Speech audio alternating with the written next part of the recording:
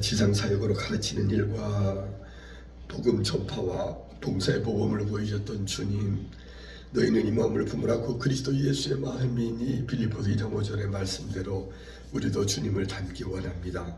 이 새벽 예배를 통하여 하나님 홀로 영광 받으시고 저희에게는 은혜를 허락하옵소서. 예수님 이름으로 기도하였습니다. 아멘.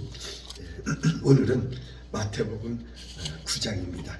함께 살펴볼 말씀의 본문은 35절에서 마지막 절 38절까지이고요. 오늘 말씀의 제목은 한번 따라서 해볼까요? 예수님의 지상사역.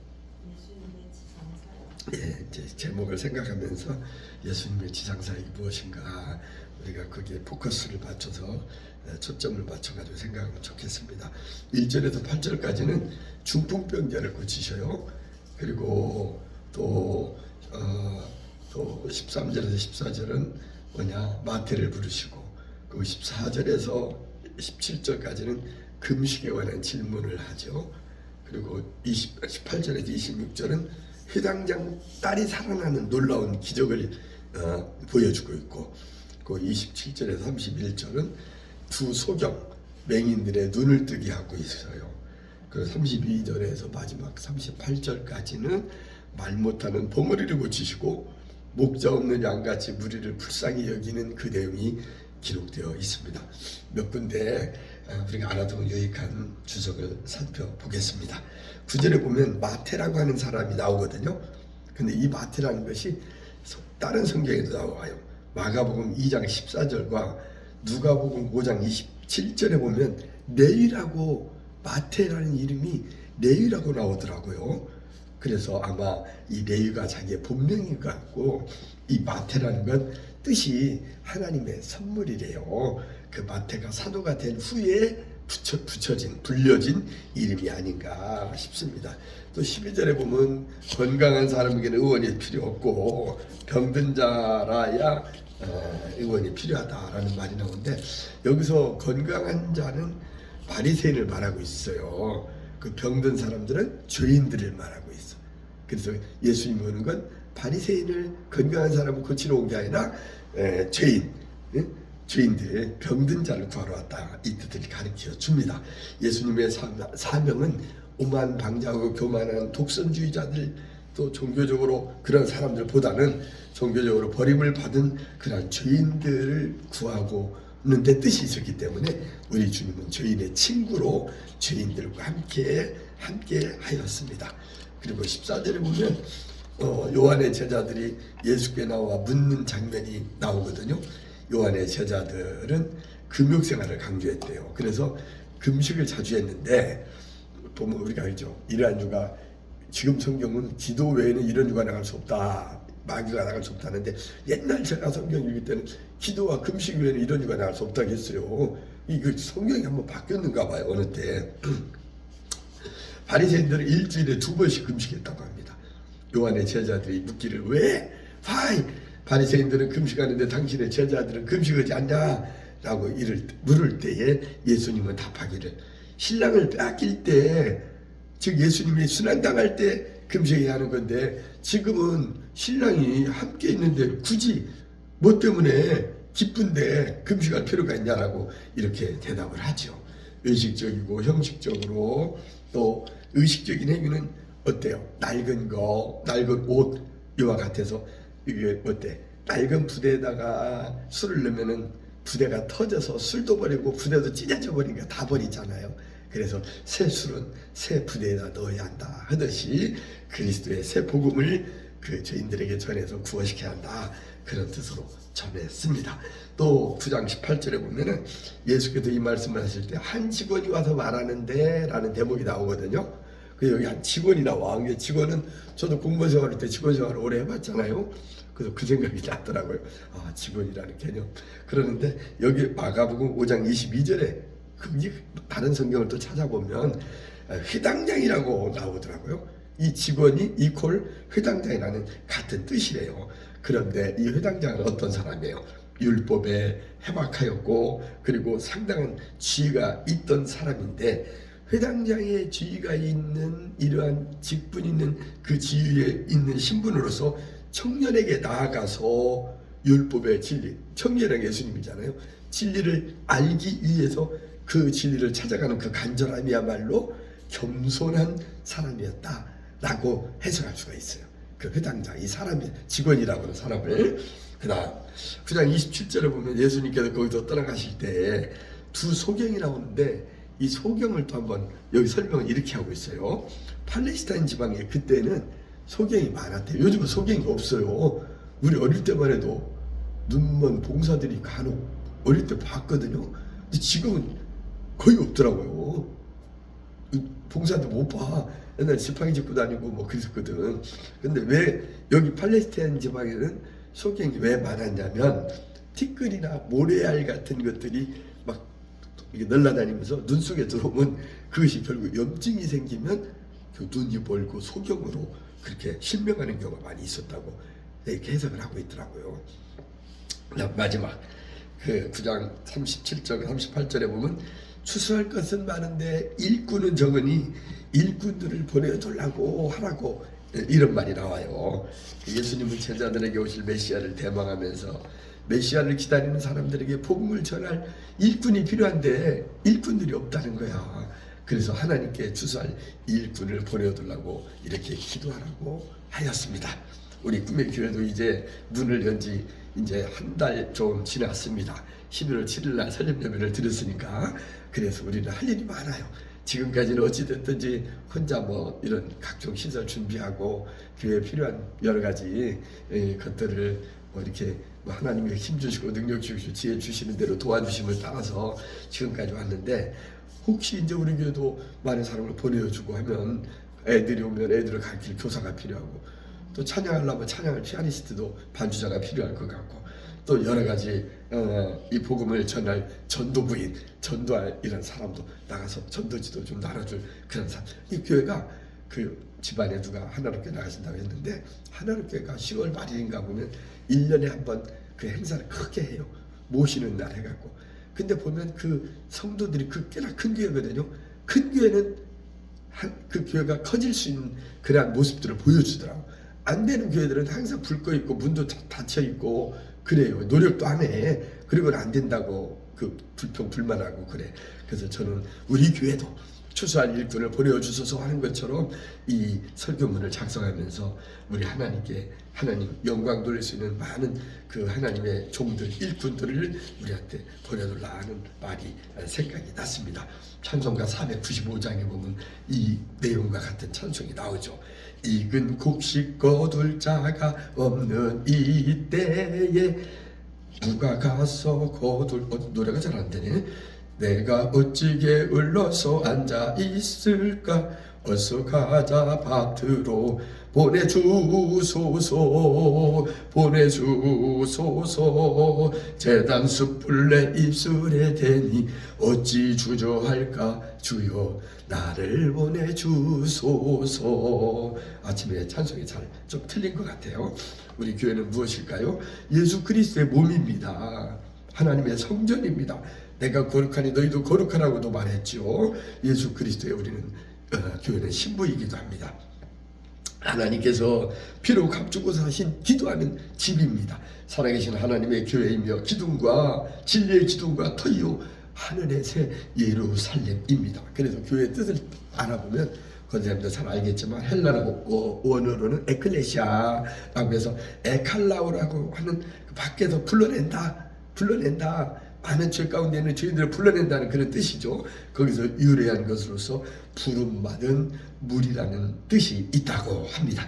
우리 예수님께서 지상에 계실 때 하셨던 사역들을 오늘날 우리가 신앙생활한 저와 우리 권사님 우리들도 본받아서 그 사역을 잘 감당을 해야 하는데, 그것이 바로 교회의 사명이기도 하기 때문에 우리는 함께 주님이 했던 사역 3가지를 살펴보면서 은혜를 나누고 싶습니다. 첫째는 뭐냐? 가르치는 사역이었대. 우리 주님은 가르치는 은사가 있어서 보면 비유로 쉽게 가르쳤어요. 그러니까 제가 저도 이제 교생 실습을 자격증도 있고 그러는데, 그때 그런 얘기를 하더라고요. 가르치는 것 굉장히 중요하다. 만약에 7개를 아는데 4개만 전달해. 선생님이 아는 지식의 범위는 12 전체인데 7개 제법 많이 알잖아요. 근데 전달하는 건 능력이 4개밖에 못 전달해. 아는 걸 다 못 전해. 근데 5개 아는 사람이 5개 전달하면 누가 더 많이 전달하는 거예요? 5개 아는 사람이 5개 전달했기 때문에 하나 더 많이 전했잖아요. 마찬가지 전달, 가르치는 은사도 무진장에 중요합니다. 그래서 교사의 선생님들, 주일학교 선생님들은 가르치는 은사가 있어야 해. 아무리 고학력자거나 뭐 이렇게 뭐 석사 박사를 가졌어도 애들을 잘 가르치는 능력이 없으면 그거는 잘 안 받는 거예요. 그래서 그런데 우리 주님은 가르치는 사역에 열심을 했어요. 주님의 첫째 사역은 교사로서 선생으로서 가르치는 일이었습니다. 그래서 많은 사람이 예수님을 뭐라고 불렀어요? 선생님이요 하면서 라피라고 부르기도 했죠. 마태복음 7장 29절의 말씀처럼 예수님의 가르치시는 것이 권위 있는 자와 같고 그들이 서기관과 같지 아니다라고 기록하고 있습니다. 그 당시 서기관들과 달리 권위 있는 선생이었대요. 저도 아까 먼저 제 그 교사 자격증이 있다는 말을 했는데 영어 전교사 자격증이 제가 있어서 영어 선생하라고 했는데 저는 사역을 하고 공무원을 했는데 그때 교육받을 때 가르치는 아동 심리 뭐 이런 것 여러 가지 가르치거든요. 그때 한 선생님 교수가 그 얘기를 하더라고요. 교사는 3가지가 있어야 돼. 첫째는 권위, 오소리티.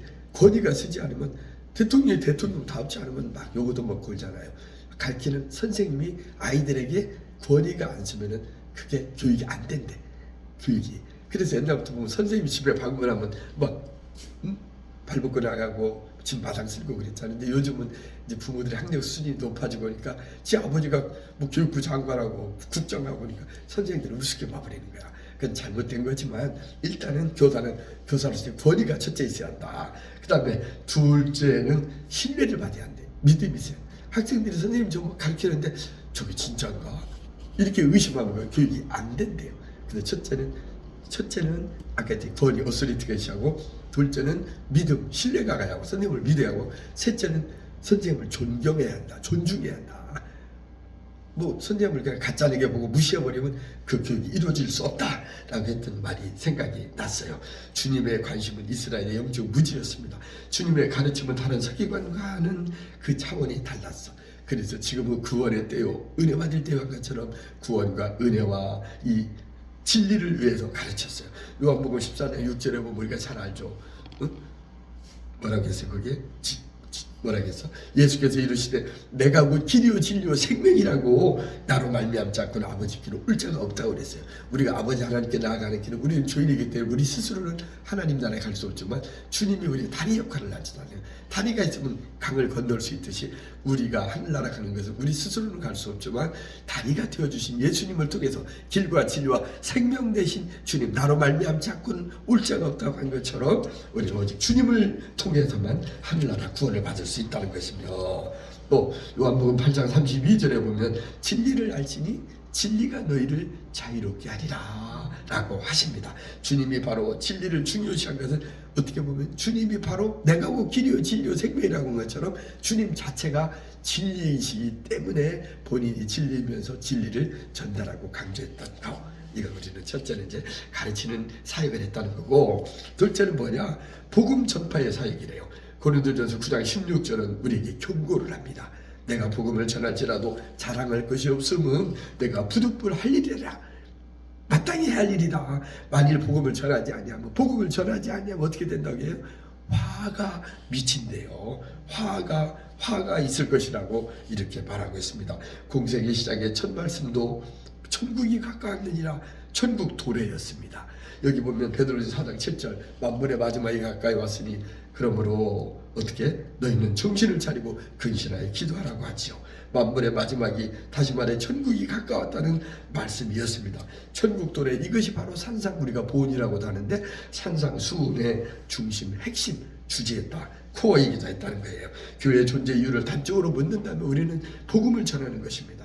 예수님을 전하여 예수 믿게 하고 하늘나라 가는 것이 가장 큰 목적입니다. 대형 교회를 크게 짓고 뭐 연말 행사, 성탄절 행사를 하고 칸타타를 하고 여러 가지 뭐 선교 여행을 가고 돕는 일을 하고 뭐 하지만 뭐 집을 져주고 구제하지만 가장 중요한 것은 죽을 영혼을 살리는 영혼 구원이 가장 중요한 겁니다. 복음의 진수는 예수님의 탄생과 십자가의 고난과 부활 승천, 그리고 앞으로 오실 주님의 재림에 대한 사건으로서 그 내용 하나도 소홀히 할 수 없는 내용들을 우리는 와보라 커메시 세례 요한이 한 것처럼 우리는 와보라고 이렇게 단순한 논리 같지만 전도를 해야 합니다. 근데 주님은 이렇게 두 번째는 복음 전파하는 전도에 치중했다는 것이죠. 마지막에는 몸소 그것을 행함으로 봉사하는 일을 실천했어요.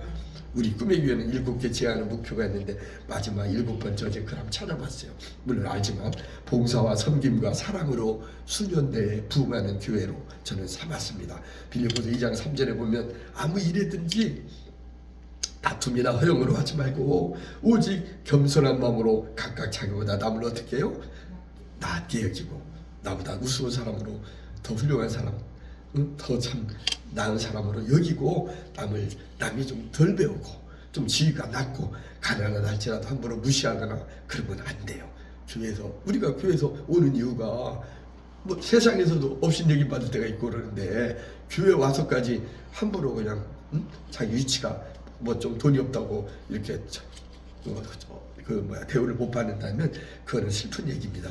그래서는 안 되죠. 그래서 우리가 나무가 익으면 벼가 익을수록 숙이듯이 우리는 신앙생활도 성숙할수록 직분이 올라갈수록 장로가 되면 더 낮아져서 섬김의 도를 또 목사면 목사도 마찬가지. 우리는 신자, 학자, 성자가 되고 전도자가 되고 목회자가 되라고 하는 것이 어느 신학대학의 교훈이었다고 하는데 우리는 더욱더 낮은 자리에서 봉사하는 우리들이 되어야겠습니다. 주님의 최대 관심은 물론 영혼 구원입니다만은 그러나 주님은 우리의 영혼을 잡는 그릇으로서 육체도 모나지 않는 생활을 하기를 원했습니다.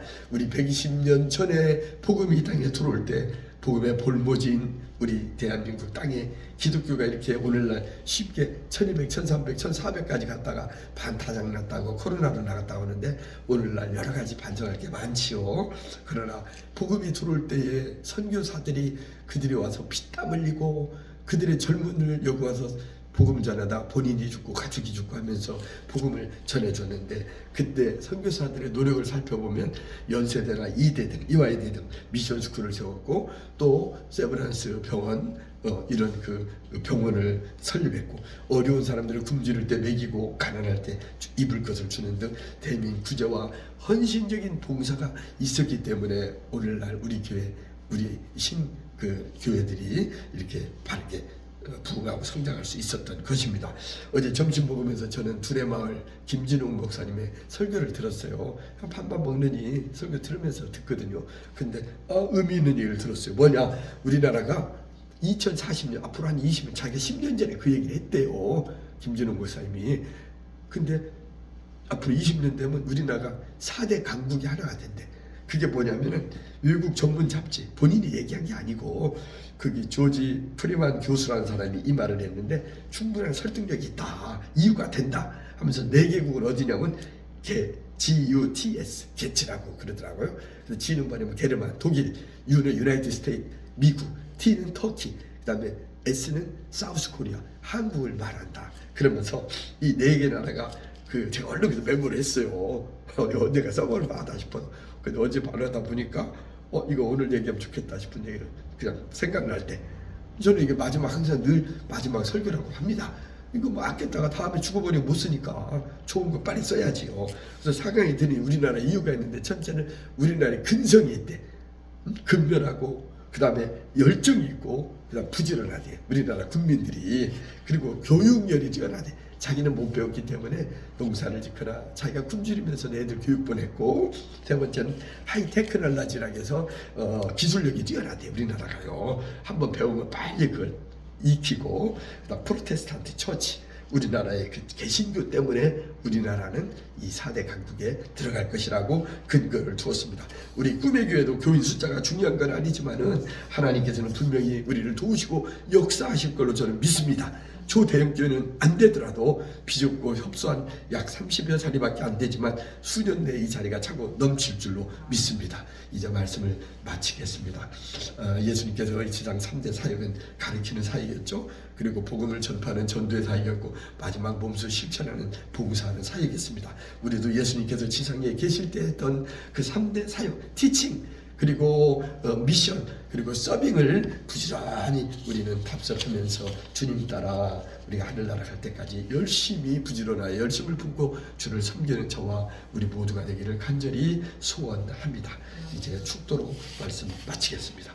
이제는 교회 머리 되시는 우리 구주 예수님의 한없는 은혜와 아버지 하나님의 극진하신 사랑과 성령님의 감동 감화 교제, 그리고 우리와 동행하며 역사하는 그 역사하심이 우리 가정과 일터와 그리고 우리의 꿈의 교회와 우리의 심령마다 지금으로부터 영원토록 함께 하시기를 간절히 축원하옵나이다. 아멘.